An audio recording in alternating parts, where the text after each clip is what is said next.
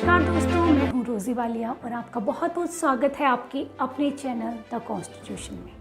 चाहे बात हो 2019 की, 2020 की या 2021 की, कोविड के इस कहर में हमारे डॉक्टर्स ने एक अहम रोल प्ले किया है। उन्होंने अपनी जान की परवाह किए बिना कितने लोगों को एक नई ज़िंदगी दी है। तो आइए दर्शकों, आपको रूबरू कराते हैं ऐसे ही एक शख्सियत के साथ जिनका नाम है डॉक्टर अंशुल गोयल।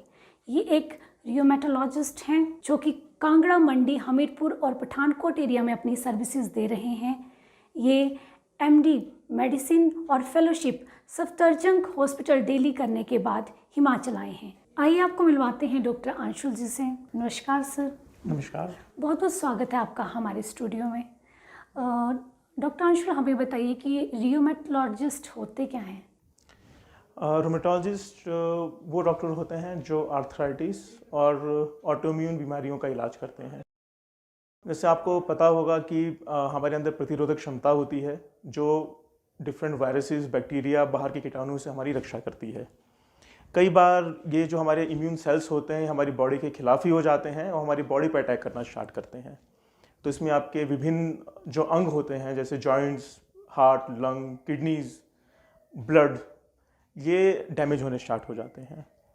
तो रोमेटोलॉजिस्ट या इम्यूनोलॉजिस्ट ऐसी बीमारियों का इलाज करते हैं जिसमें सबसे कॉमन बीमारी होती है आर्थराइटिस या गठिया। ओके डॉक्टर, आप हमें हमारे दर्शकों को बताइए कि ये आर्थराइटिस यानी कि गठिया होता क्या है एक्चुअली में? आर्थराइटिस, गठिया में जोड़ों में दर्द और सोजिश आती है। ये बेसिकली दो किस्म की होती है। एक जो ओल्ड एज में मिलती है जिसको हम ऑस्टियोआर्थराइटिस कहते हैं।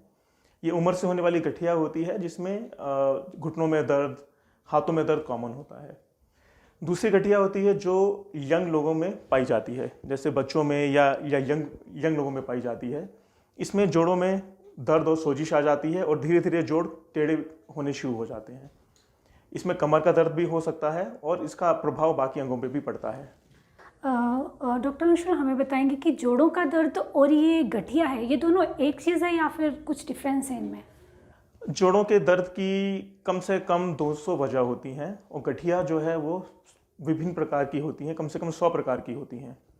जोड़ों में दर्द की बहुत सारी वजह हो सकती हैं, लेकिन गठिया जो होती है एक ऐसी बीमारी है जिसमें आपके जोड़ खराब होते हैं और विभिन्न अंग भी आपके खराब हो सकते हैं और उससे बचाव करना ही हमारा मकसद है। डॉक्टर अंशुल, आप हमें बताइए कि यूरिक एसिड क्या होता है और इससे क्या क्या होता है और ये इससे कैसे बचे? यूरिक एसिड से जो गठिया होती है उसे हम गाउट कहते हैं। ये आमतौर पर जोड़ों के दर्द की वजह नहीं होती है जैसा कि सोसाइटी में पाया जाता है। गाउट एक अलग किस्म की गठिया होती है जिसमें कि कोई जोड़ सूज जाता है और उसमें पानी भर जाता है और बहुत ज़्यादा दर्द होता है। तो इसमें हमें वज़न कम करना, अपनी डाइट पे ध्यान देना, अल्कोहल या कोल्ड ड्रिंक्स, मीठी चीज़ों के सेवन से बचना, ये आम चीज़ें हैं जो हम लोग कर सकते हैं। डॉक्टर अंशुल, हमें बताइए कि ये जो यूरिक एसिड है ये किस एज ग्रुप में ज़्यादा इफेक्ट करता है? यूरिक एसिड से होने वाला गाउट ये जनरली मेल्स में होता है या फिर उन महिलाओं में जिनको मेनोपॉज हो चुका है। यूरिक एसिड से होने वाला गाउट बच्चों में नहीं पाया जाता और ये यंग लोगों में भी कम पाया जाता है। यंग फीमेल्स में यूरिक एसिड से होने वाला गाउट नहीं होता है। सबसे ज़रूरी बात यह है कि यूरिक एसिड से आम दर्द नहीं होते हैं, गाउट नाम की बीमारी होती है जो कि पता लगाना ज़्यादा मुश्किल नहीं है। तो डॉक्टर अंशुल, आप हमारे दर्शकों को बताइए कि यूरिक एसिड को कैसे कम किया जा सकता है? देखिए, जैसे जितना कॉमन शुगर, बीपी हमारी सोसाइटी में है उतना ही कॉमन यूरिक एसिड का बढ़ना भी है। अगर आप शुगर, बीपी, अपने वेट को कम करेंगे तो आपका यूरिक एसिड भी कम हो जाएगा। ज़रूरी बात यह है कि यूरिक एसिड बढ़ने का मतलब ये नहीं है कि आप उसके लिए दवाई शुरू करें। जब तक कि यूरिक एसिड आपकी बॉडी के अंदर डैमेज नहीं कर रहा है, आपको गाउट नाम की आर्थराइटिस नहीं कर रहा है या आपकी किडनी खराब नहीं कर रहा है, तब तक इसमें इलाज शुरू नहीं किया जाता है। तो यूरिक एसिड से बचने के उपाय होते हैं कि अपना वज़न कम रखिए, नॉनवेज फूड का सेवन कम कर दीजिए, अल्कोहल, कोल्ड ड्रिंक्स, मीठी चीज़ों का सेवन कम करिए, शुगर, बीपी कंट्रोल रखिए। तो अगर आप ऐसा हेल्दी लाइफस्टाइल अपनाएंगे तो आपका यूरिक एसिड कंट्रोल में रहेगा और आप उसके दुष्प्रभावों से बच सकते हैं। डॉक्टर अंशुल, आपने बात कही थी गठिया की, आर्थराइटिस की, तो जोड़ों को स्वस्थ रखने के लिए हम क्या क्या कर सकते हैं? हमारे जोड़ मैकेनिकल होते हैं, इंजन की तरह होते हैं, जैसे एक इंजन होता है। तो टाइम के साथ जैसे इंजन को सर्विसिंग की ज़रूरत पड़ती है, वो घिसते जाते हैं, ऐसे ज़रूरी है कि हम अपने बॉडी के जॉइंट्स वाले इंजन्स को हम स्वस्थ रखें। उसके लिए ज़रूरी है कि आप नियमित आहार लीजिए, अपना वेट ना बढ़ने दीजिए, क्योंकि आपका सारा वेट आपके जोड़ों पे पड़ता है, स्पेशली घुटनों और कमर पे। वो अगर ज़्यादा लोड में आएंगे तो उतनी जल्दी वो ख़राब होंगे। इसके अलावा अगर आप सप्लीमेंटेशन लेते हैं विटामिन डी, कैल्शियम का, तो आपके जोड़ स्वस्थ रहेंगे। और एक उम्र के बाद आपके जोड़ उतने स्वस्थ नहीं रहते जो एक यंग एज में होते हैं, तो जैसे भी ज़रूरत पड़ेगी आपको अपने चिकित्सक से मिलना चाहिए। डॉक्टर अंशुल, आप हमारे दर्शकों को बताइए कि किस तरह की फूड हैबिट्स, किस तरह के खान पान हमें लेने चाहिए जिससे हम आर्थराइटिस जैसी बीमारियों से बच सकते हैं। आर्थराइटिस से बचने के लिए जो साइंटिफिक एविडेंस है उसमें है स्मोकिंग से बचना, दूसरा होता है नॉनवेज फूड का सेवन कम से कम करना। इसके अलावा स्पेसिफिक कोई खान पान नहीं है जिसको हम कंट्रोल कर सकें। देखिए, शुगर बीपी वाली बीमारी ऐसी होती हैं जिसमें कि खान पान का बहुत बड़ा रोल होता है। हर बीमारी खान पान से ठीक नहीं हो सकती, ना ही हम उससे बच सकते हैं। डॉक्टर अंशुल, आप हमें बताइए कि ऑटो इम्यून बीमारियां किस तरह की होती हैं और इसके लक्षण क्या क्या हैं। ऑटोइम्यून बीमारियां आपको सर से लेकर पांव तक प्रभावित कर सकती हैं। इसके मुख्य लक्षण होते हैं आर्थराइटिस, कोई जोड़ का सूजना या इसमें दर्द होना, आंखें लाल हो सकती हैं जिसको यूवेटिस कहते हैं, मुंह में छाले पड़ सकते हैं, यहाँ पर बटरफ्लाई किस्म की रैश जो एसएलई में बहुत कॉमन है, खून की कमी या प्लेटलेट्स की कमी, कई लोगों की किडनीज़ के अंदर प्रॉब्लम आनी शुरू हो जाती है, जैसे कि किडनी में बहुत सारा प्रोटीन जा रहा है या ब्लड जा रहा है, कई लोगों को सांस फूलती है जिसको इंटरस्टिशियल लंग डिजीज़ कहते हैं, पेट में दर्द, हाथों का नीला पड़ना या फिर चमड़ी का सख्त हो जाना।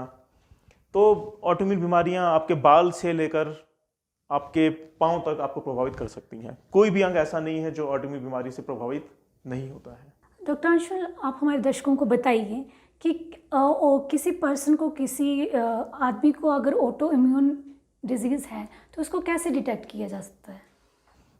ऑटोइम्यून बीमारी का पता लगाना मुश्किल होता है, क्योंकि मैं आपको बता दूं कि हमारे देश में अभी तक लगभग 800 रूमेटोलॉजिस्ट हैं सिर्फ पूरे कंट्री के अंदर, जिनको इन बीमारियों के बारे में एडुकेट नॉलेज है। तो अगर किसी डॉक्टर को कोई शक लगता है कि किसी को ऑटोइम्यून बीमारी हो सकती है तो वो रूमेटोलॉजिस्ट को रेफ़र करते हैं, और फिर रूमेटोलॉजिस्ट पेशेंट्स को एग्जामिन करने के बाद, अप्रोप्रिएट टेस्ट कराने के बाद उनका इलाज शुरू करते हैं। लेकिन ज़रूरी है कि एक आम जनता भी जाने और डॉक्टर्स भी जाने कि इनके लक्षण क्या क्या होते हैं। तो अगर किसी को लंबा बुखार चल रहा है, खून की कमी है, जोड़ों में दर्द है, या कोई ऐसी बीमारी है जिसका पता नहीं लग पा रहा है, तो रूमेटोलॉजिस्ट को से मिलकर आप उस बीमारी का पता लगा सकते हैं। इसमें कॉमन टेस्ट जो हम करते हैं वो होते हैं ANA, rheumatoid factor, NTCCP, HLA-B27। Doctor Anshul, आप बताइए कि अलग अलग एज ग्रुप के लोगों में कमर दर्द की समस्या आजकल कॉमन है, तो ये क्यों होता है। कमर दर्द की बहुत वजह होती हैं, 200 से ऊपर वजह होती हैं। तो ओल्ड एज में कमर दर्द हमने देखा बहुत कॉमन होता है। उसकी वजह होती है, जैसे मैंने बताया कि जोड़ जो होते हैं वो इंजन की तरह होते हैं, वो घिसने शुरू हो जाते हैं। तो हमारे जो कमर होती है उसकी हड्डियों के बीच में डिस्क होती है, तो वो डिस्क भी धीरे धीरे एज के साथ घिसती है, जिसको हम स्पॉन्डिलोसिस कहते हैं या सर्वाइकल कहा जाता है। तो ये एल्डरली या एक बूढ़े लोगों में कॉमनली पाई जाती है। इसके अलावा ऑस्टियोपोरोसिस, जो कि हड्डियों का खोखला होना, ये भी ओल्ड एज में काफ़ी कॉमन है कमर दर्द की वजह।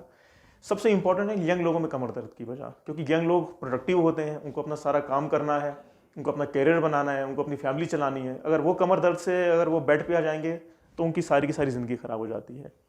तो इसमें कॉमन वजह होती है डिस्क की प्रॉब्लम, कि हमारी डिस्क जेली जैसी होती है, तो कई बार डिस्क जो होती है वो थोड़ी सी निकल जाती है। इसके अलावा दूसरी वजह है एक एनक्लोजिंग स्पॉन्डिलाइटिस। ये एक ऐसी बीमारी है जो लगभग 1% लोगों में होती है, लेकिन ये एक ऐसी बीमारी है जो यंग लोगों को ख़राब कर देती है। उनके कमर के जोड़ या उनके हिप्स के जोड़ ख़राब हो जाते हैं और वो बैठ भी नहीं पाते। तो उसका पता लगना बहुत ज़्यादा ज़रूरी है।